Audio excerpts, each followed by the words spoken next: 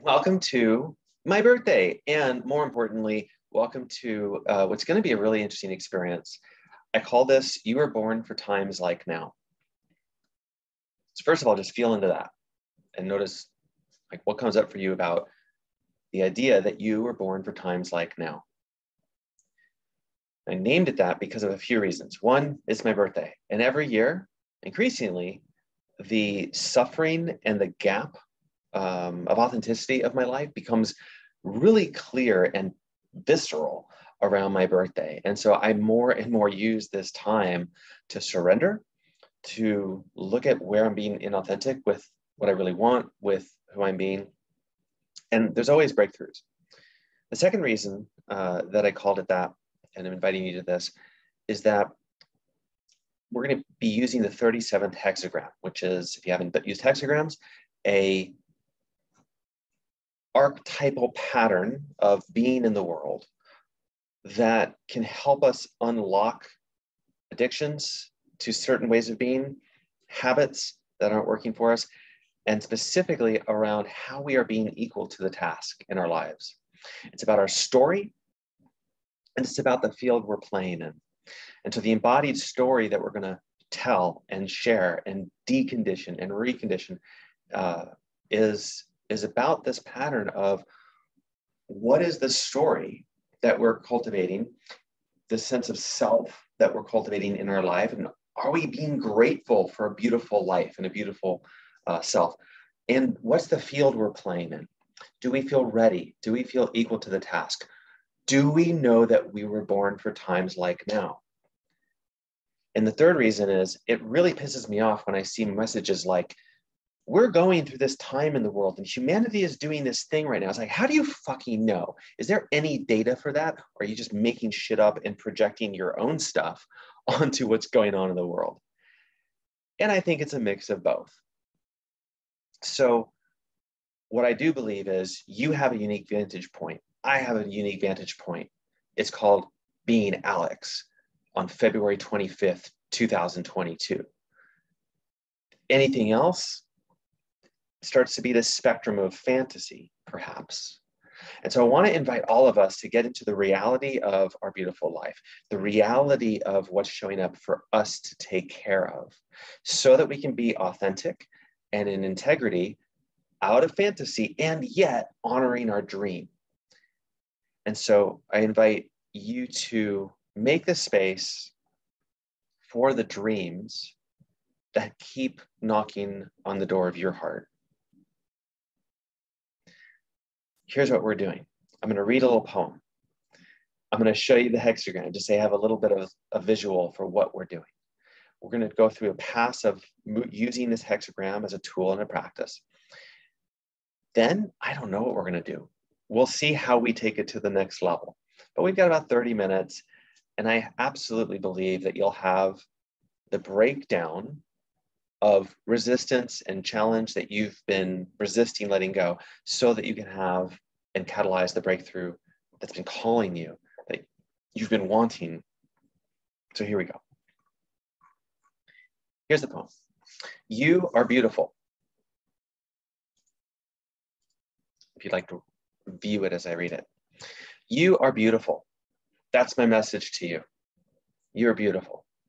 While missiles are falling and climates are changing, you're being beautiful. It's not that you're broken. It's not that you're not. It's that you're not taking seriously that you've been broken enough. If you took seriously how you've been broken, you would focus on what's needed instead of letting the days and months go by. Do you wait when your car breaks down? Would you wait if it was your ankle or your toilet? If you've been wanting the breakthrough, but it's been out of reach, then know this, beautiful. You have to want something equal to the breakthrough that you want. Want the breakdown. Want the breakdown badly. Want the breakdown equally. You can't jump without bending. You can't punch without pulling.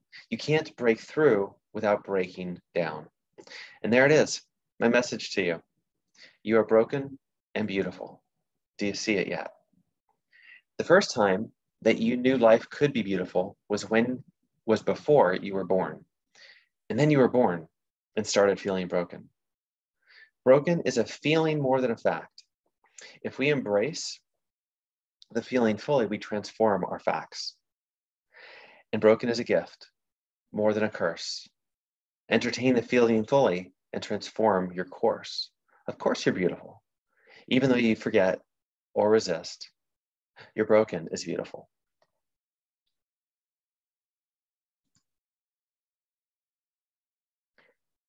So take a moment to see what you're bringing to the table. We're co-creators here. I'm a guide, but you're here as a leader and a co-creator, not as a victim, not as a dependent. And you're bringing something to be offered and transformed. See what comes up for you, story or feeling, a situation. So you have a sense of what you're really here for.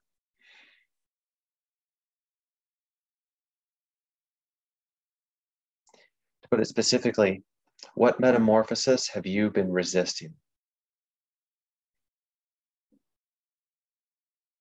What metamorphosis have you been resisting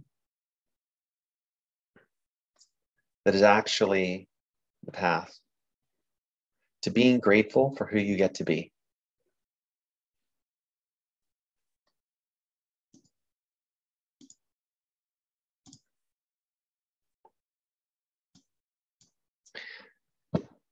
As we go through this, feel free to stop and write anything down. Most important is as you go through it, it's a meal. We're having a meal together. So the experience is what matters and what we digest is what matters. And you'll have more insights and synchronicity after we're done and over the next few days. This is the heart of what we're going to play with. This pink and blue symbol in the center is called a hexagram. Meanings associated with hexagram over time are shadows of weakness, gifts of equality, spiritual gifts of tenderness. What we'll do is we'll start with the top move. The top move is this left move. It's called gateway. It's really simple. Arms are up and out. You can do this sitting or standing. And I'll walk you through this, but just to get a visual for it. So this is gateway. This is a place of authenticity. This is a place of being able to reflect on our agency. Whatever empowerment you have, what do you think about it? That's your story. It's all our limiting beliefs. It's all our recognition and honoring of ourselves. A really helpful way to get into the truth of how do you think about yourself that's either leading to self-assurance and confidence or not. Then number two, we're going to shift into the bottom movement, the pink one. This is the right side movement. It's called field. It's more about being forward in this field. We're forward, we're down, we're sensing, and we're wide. It's a space, it's a mind-body state of being engaged but sensitive. Very, very different than getting very busy and working. It would be very active and agentic and up. This is more about we're in the field together. There's much more allowing, a little bit of mysticism, mystery. Then we'll get familiar with both of these movements. We'll just go back and forth between the two because it's the combination of these, it's the synergy of these, how these things go together that are going to teach us about where we're being weak, where we could be more and feel more equal to the task. Ultimately, the possibility here is who I am and who I see myself as is equal to the play I want. And if we bring that into our business, it's something like, I see myself as someone who can accomplish this business. Instead of, I don't think of myself in a way that could make this happen. And on and on. This will help us really notice what limiting beliefs still linger in your system, in your mind, and it'll actually be a process for change.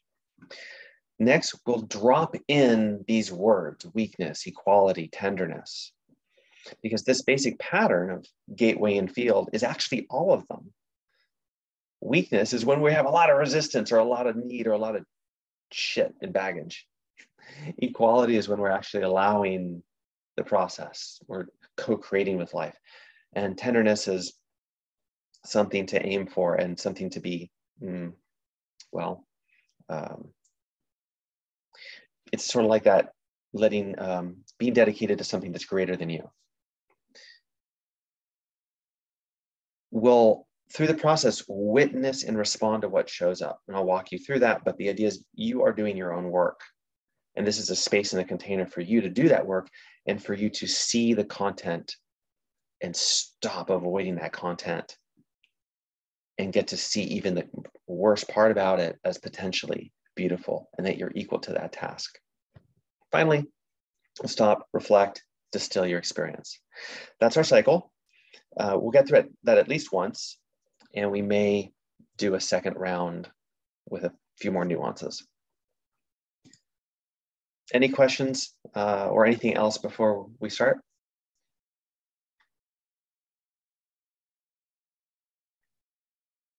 Okay. So feel if this is going to be more individual for you. Like if you're doing this for you, which is perfect, I'm doing this very much for me, and or is this for your offering to the world? Like, do you want to make yourself more available to the world, or do you want to make the world more available to you? If you want to make yourself more available to the world, then I suggest making so you just see me. If you want to make the world more available to you, clients, creativity, connections, then put it on gallery view. Make it intuitive choice, whatever you like. The movements are simple. You'll just watch me for a moment. So we start with the gateway. In gateway, we step away or shift away from the screen, come up and go wide. So we're creating the shape of a gate with our body. Palms are turned towards you as a reminder that this is about you. This is self-reflective. From the side, my arms are pretty much straight up. They're not forward. So again, this is, I am standing here strong. And you're saying to yourself, I am standing here strong. And then just let your body relax. Find a non-effortful version of this. So in your hands, if there's tension, relax them. Shoulders, if there's tension, relax them. Belly, if there's tension, relax. Thighs and knees, if your knees are locked, bend them just a little bit. If there was wind, it wouldn't blow you around, but you'd feel it. You wouldn't be braced against the wind.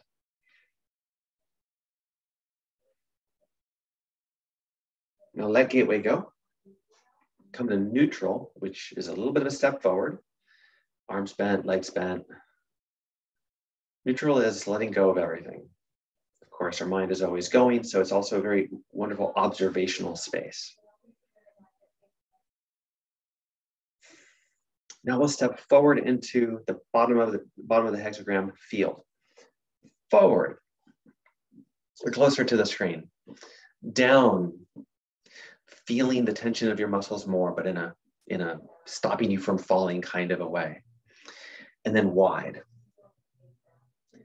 So wide makes space, also for reflection, makes space for receiving each other, makes space for making yourself available and making others available.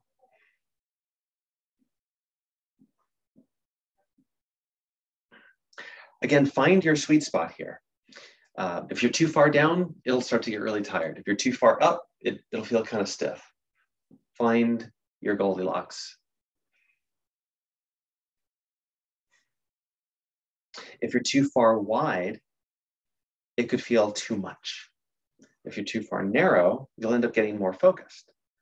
So somewhere in this width, where there's a sense of space, a little bit outside, like a little bit of objectivity almost.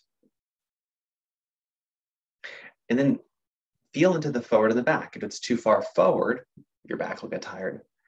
If you're too far back, it might feel like you're holding back.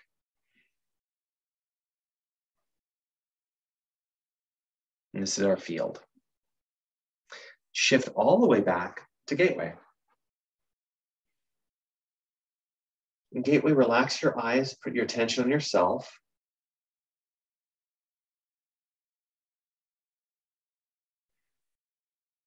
And now shift all the way forward and down to field. So both of the movements are wide. We're changing our sense of activity and sensitivity and our sense of self and other. In field, we're with the others.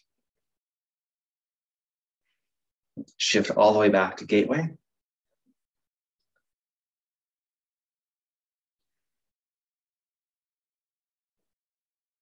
Shift all the way forward to field.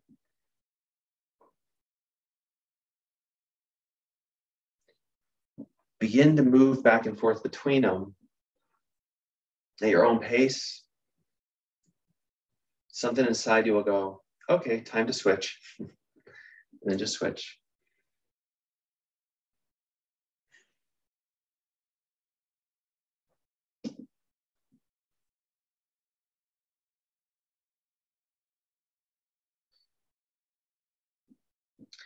Now is the time to notice and observe, how does your body do this?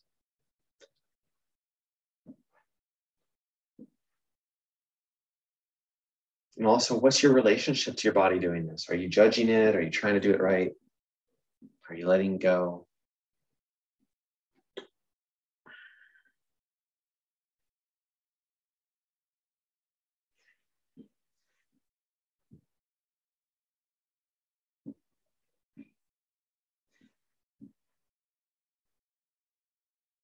When you let your body model the pattern and you let it happen, you don't force it, then you start to get information about how you're showing up, how the pattern is for you.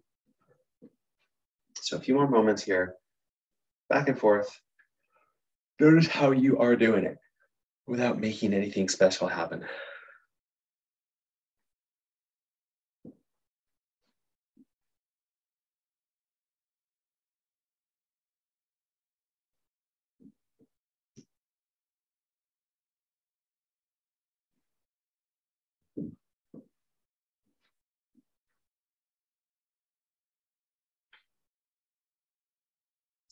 And we're dropping the word weakness into this pattern.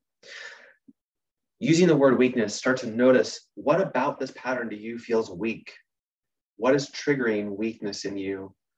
Judgment of weakness, body, mind, memories, or feelings. Weakness.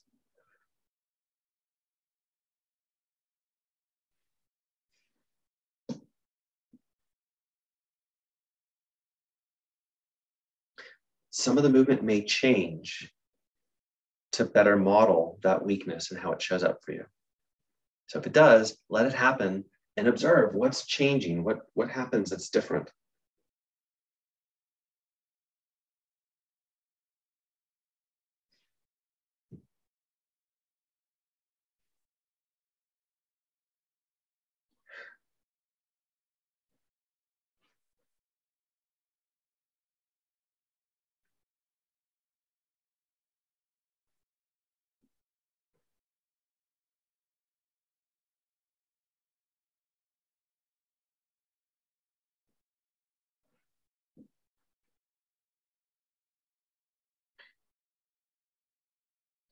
Now come into neutral, let the pattern go for a moment. Just talking to yourself, working with yourself, what's the story of what you just noticed? For example, I really noticed it was hard to go into that gateway after I said weakness, and consistently I was closing my eyes coming into field. Those were the two things I noticed the most. Tell yourself the story of what you noticed.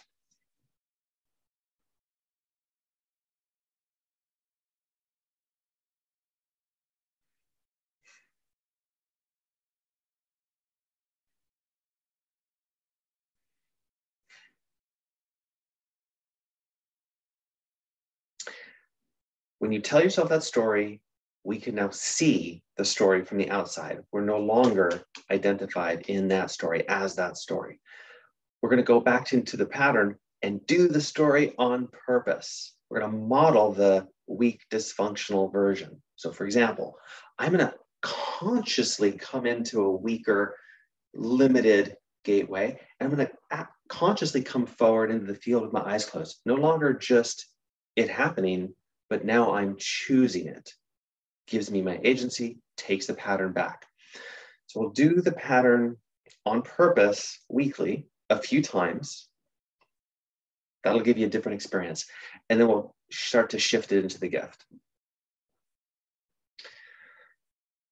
So gateway and field, model it consciously with that storied weak pattern.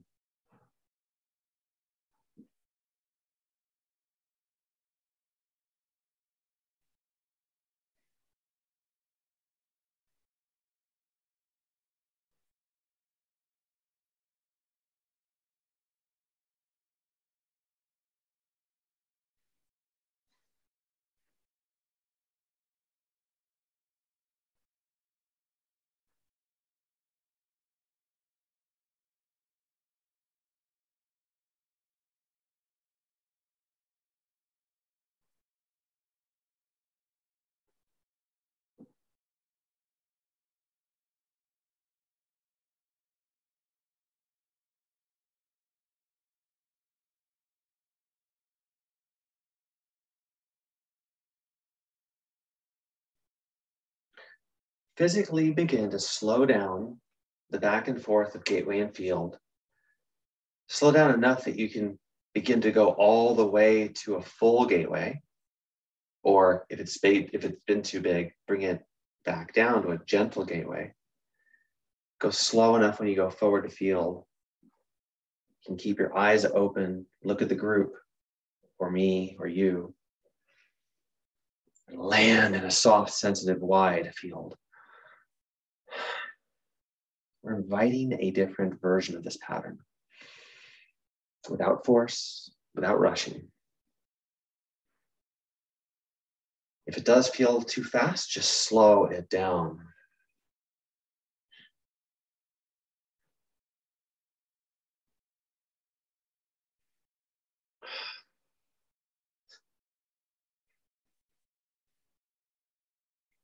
Drop the word equality into your experience with a question, a curiosity. What is equality for me?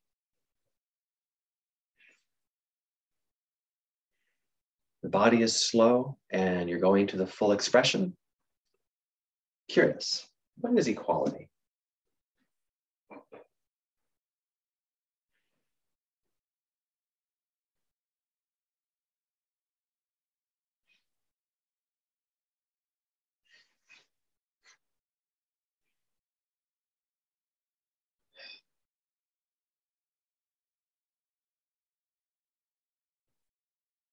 What is equality?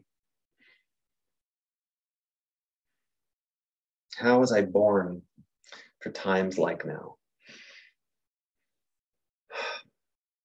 With being with others, with my highest story. What is my highest story that lets me be with others in times like now?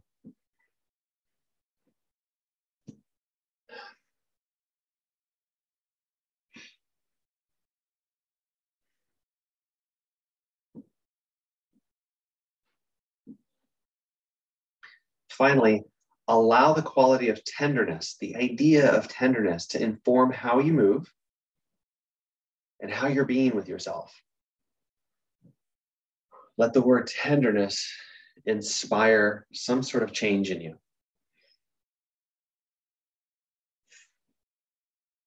It can change physically, emotionally, energetically, mentally.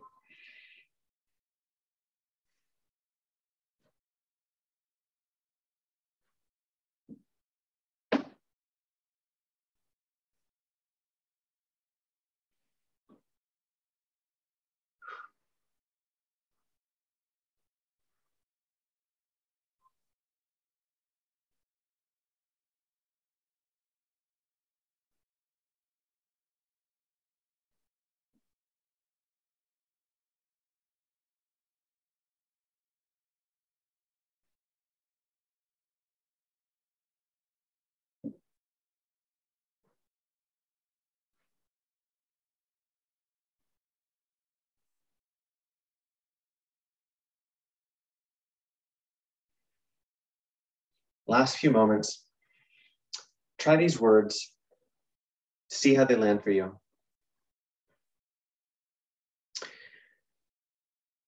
I can be tender with my weakness, and I can be tender with your weakness.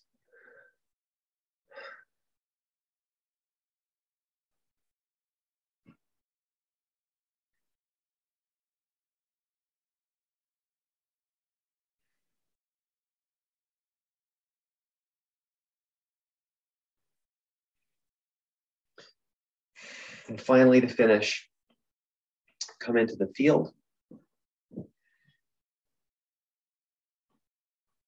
Look at the people, look at yourself, and find an organic, authentic affirmation of, I was born for times like now.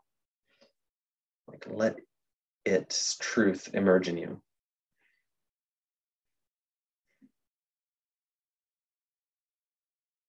Come back to Gateway, focusing on yourself and the greater story that you're contributing to. Find an affirmation in the context of changing people's stories and your own. I was born for times like now.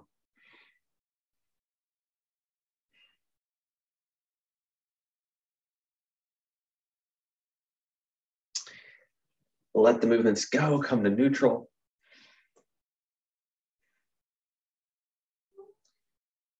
With your hands, put your hands somewhere on your body in a way that feels supportive, nurturing, and tender.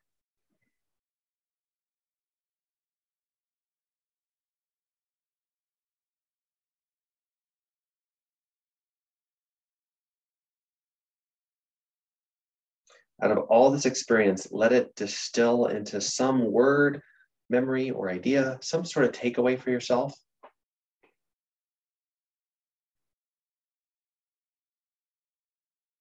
It could even just be that you now have capacity to feel something that you didn't before.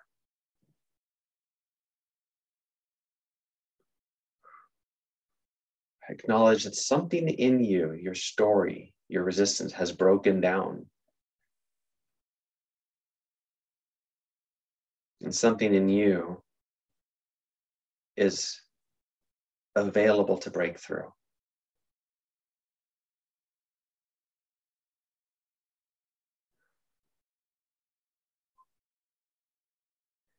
It'll be exciting to see what that is the next few hours and days. So this has been the 37th hexagram deep dive. We'll take a few minutes to share, if you want to share anything about your experience or any questions, and we'll say goodbye. There's an opportunity to claim something, share something, ask something. Hey, Alex, it's Carly Grace. Hello, Carly. I just wanted to say happy birthday. And I'm claiming I am motherfucking magic. That's me. Thank you, Carly Grace.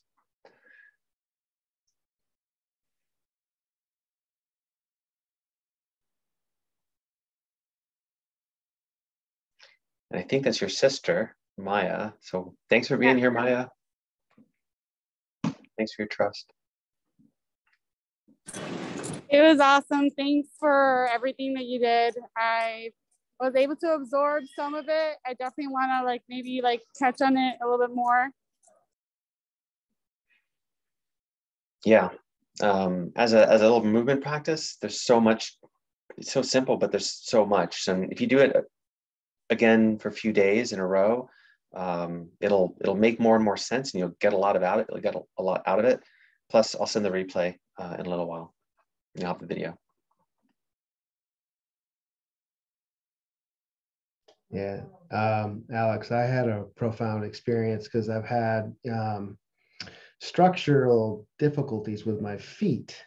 But as I was doing those poses and feeling into the weakness of going from, the gateway to the field, it was like the stepping, it was like it became more solid, and then, of course, I was just feeling the equality and feeling the alignment and feeling the strength in both postures as I was feeling, into the equality and then feeling more into the tenderness and being gentle with myself. And then all of a sudden the song Amazing Grace, I mean, it's like I cannot stop singing it. And it's, you could, after every class that you teach through every hexagram, you could sing that song. And it's just the most beautiful song in the world. So I just really appreciate you, and thank you so much for inviting me. And yeah, more people will show up. Just keep on doing it, man. Appreciate you, George. Thank you. Hey, Alex, I do have a question. So, I mean, I played a little bowling last night, but both and I fell. I had a really rough spill. So both my shoulder blades are like really tight and achy. So I was playing around with like the positioning and needing to move and whatever felt good. Do you have any elaborations for that? So I think you're asking about, like, how much flexibility do we have with these movements, given that we can get tired or have injuries? Is that what you're asking? Yeah, I mean, sort of. So what I heard is that to acknowledge whatever sensation and feelings are arising.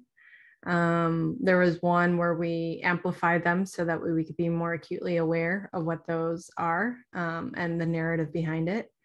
And I did take the liberty to like kind of give myself, I don't know, just free range of motion, like free, like, hey, this is my practice. Like, I'm going to make it what I need it to be type of thing. So that was fun. And that helped to kind of diffuse some of the energy. But yeah, I'm just kind of wondering, because I know we worked together before where it's like not, and I'm also hearing like in my mind, it's like the yoga, it's like medium effort, where it's like, we're not, this is an ego thing where we have to do it perfect or how it looks, blah, blah, blah. But there is also the not mining, but almost just becoming acutely aware of what information is present too. Mm-hmm.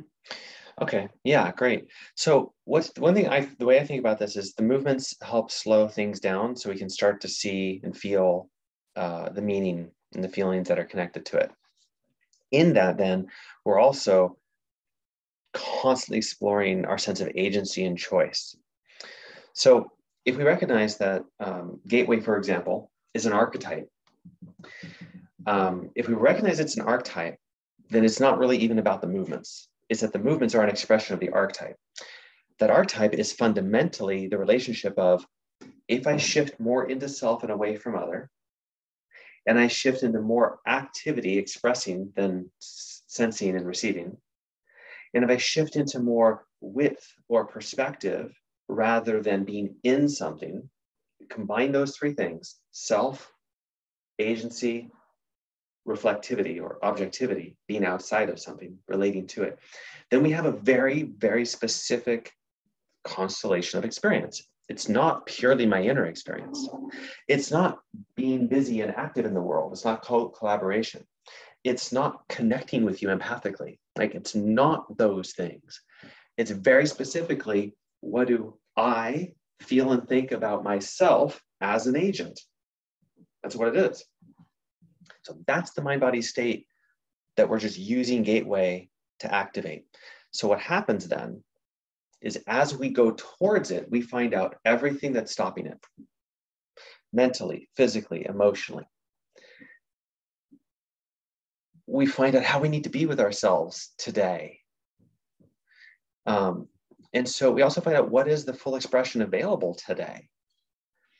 And then where might I be making my physicality, the story of my physicality, like, oh, I got this thing, so I have to do this differently. Well, where is that part of my story as a limitation, as opposed to something that's actually creating self-assurance? So it's like, it's sort of endless with the meaning. The structure gives us the support and helps us slow that down, but into a specific region we want to work on. Then when we start to combine them, we just get a lot more complication, sophistication, the transition. So for example, practically speaking, can I go from feeling good about who I am and having a good story about myself to connecting with people. Super useful for business. I think I'm great, but I'm somehow afraid of clients. So you start to see how, like, what is, and then because we can be with what is, physically, emotionally, narratively, then we can allow it, actively honor it, start to practice it. So the final piece then is, okay, shoulder stuff, tiredness.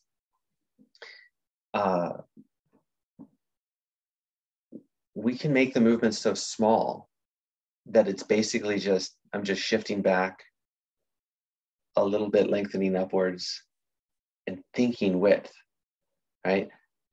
And that puts me into a state of, I'm more gateway than others, which then lets me get the benefit of that state or do the exploration without being completely everywhere. And then finally, like, we can explore, hey, is there something going on in my shoulders that is representing something to do with my self-assurance? And we can start to explore from the body out. And that's an interesting way of listening to the body. My caveat to that is I think we want to avoid too harsh of a conclusion there. So it's like the harsh conclusion would be, oh, I have an injury, I'm getting tired, that must mean I don't have the ability to be self-assured and I got some problems. Like, not necessarily, maybe, but not necessarily. So I hold those kind of correlations lightly, and more like, let me claim that truth in the moment, knowing that it's probably going to change after I say it. That's a nice way I found to relate to the meanings that emerge.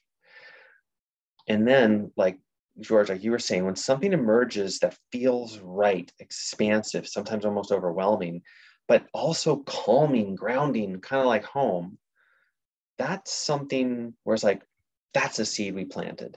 That's a capacity that wasn't there before. And that's something I want more of. And that's something to honor. Like, okay, I'll cultivate that. That becomes then something we can build. And that's part of where the synchronicity starts to show up. So I think I've gone a little far out from your question, but hopefully that's helpful. No, that was really helpful. Thank you, Alex. Okay.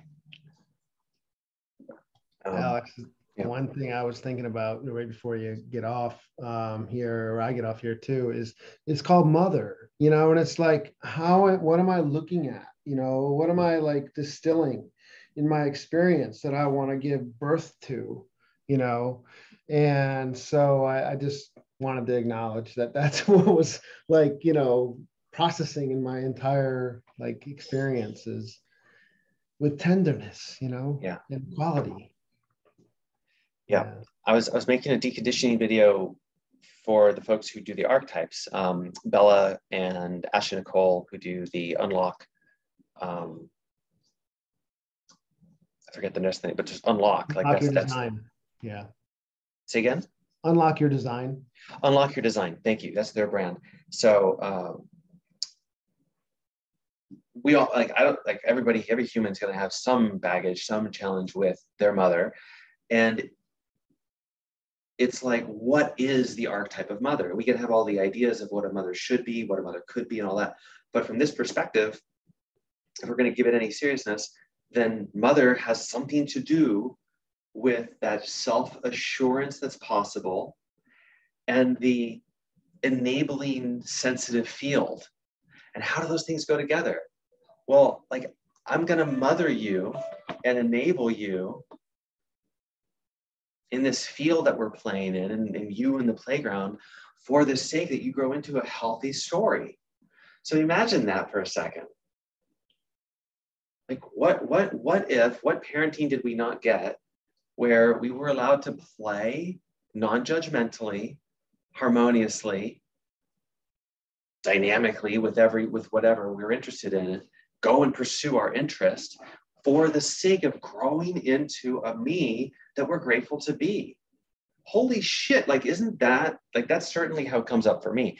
So don't buy my story, but I think there's something archetypal there. And then the question is, when you do field and gateway, what insights do you uniquely have about mother archetype that start to come through? And that's how we can, I believe, take our power back from teachers and gurus who have other systems and other perspectives, which kind of work for us, but kind of don't, and start to actually co-create with life and not lock ourselves up. But that way we can also share, we can share like this emerged from my perspective and point of view. It's an offering, but not a, you need to buy this. And that's been my approach. Thanks, Alex. I gotta go. Cool. George, thank you. Carly Grace, thank you. Maya, thank you. Alexandra, thank you. And everyone watching this later, thank you. You are beautiful.